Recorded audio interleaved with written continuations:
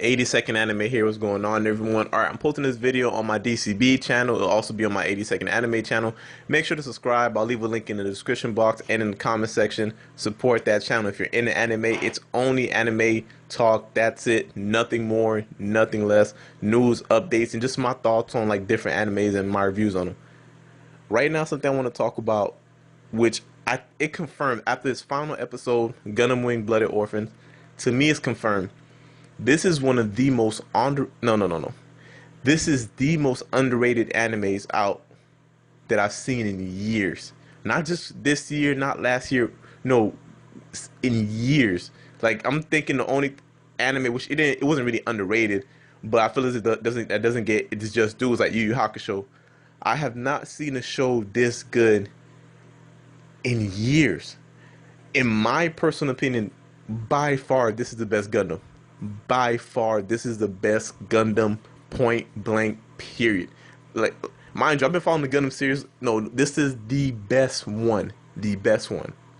From animation and the storyline on this one. The storyline. Now, mind you, for those who haven't watched it, I'll give a little quick. It's basically about these orphanage, or what people call them, the human debris. They're pretty much, trash. They're pretty much slaves, pretty much, if you really want to get into it. They're pretty much slaves, and they're led by this leader named Orga, who they pretty much like have a mini revolt. I mean, not necessarily, it's not as all the human debris like revolt at the same time, but just that section of them, they're pretty much a family. They form their own group, and then they actually start doing different things to not just, they pretty much gain their freedom at that point, but to make a home for them forever. You get what I mean? Something that's going to continue bringing money and establish a life of their own. So it kind of like goes through the whole journey and process of them trying to do that. Now, Mikazuki, this man right here on the screen, has got to be one of the most badass characters ever written, period. I love his character. Now, mind you, if you follow me, you know I like Kid Buu. I kind of like the characters that they don't really do too much talking. They don't really do too much, you know what I'm saying?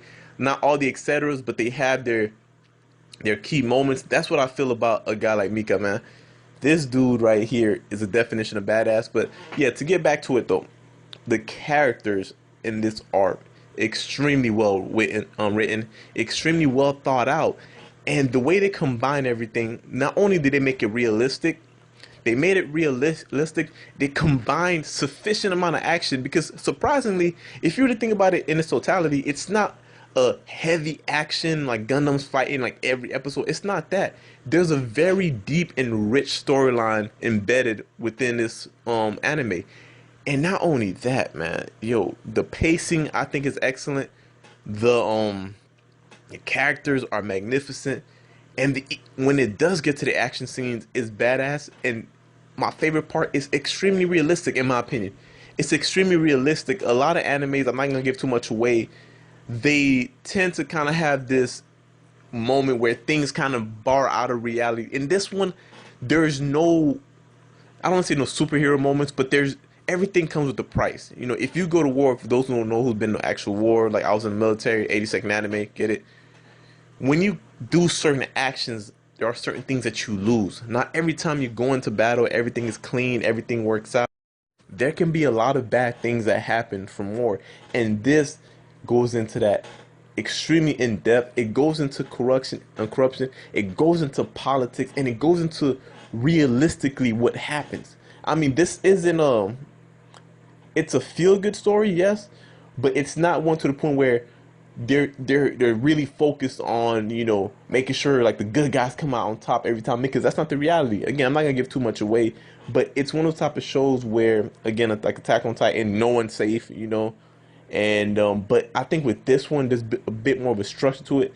I say it's you can't get more unpredictable than Attack on Titan in terms of death, but I think it's, you know, on par with that. And everything is just, man, everything was gut wrenching in this show. There were, in this entire series, I waited every week to watch it.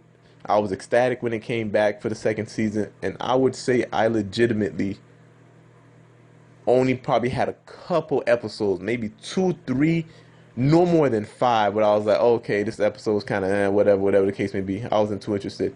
Everything else was terrific about this anime. Look, I'm gonna leave it like this. If you have not watched this anime, get a Crunchyroll, get a Funimation, or you can go, or you can find one of these websites that'll let you watch it. Watch this series. It's already complete.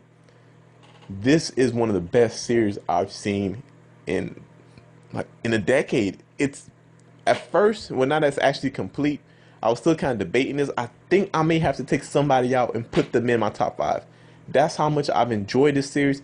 Only thing I haven't done yet is watch it again. But this thing got me so emotionally invested. Man, I don't know if I could watch it. Not because I wouldn't enjoy it, but because like it's so gut wrenching. I don't know if I could watch everything again, because like they develop everything so nicely. They get you attached to these characters, or at least make you feel something for these characters, and you never know who's gonna go. But all in all, this is one of the best animes I've ever seen. If you have not watched this, please watch it. Mobile Suit Gundam Wing Blood Orphan. I'm out, yo.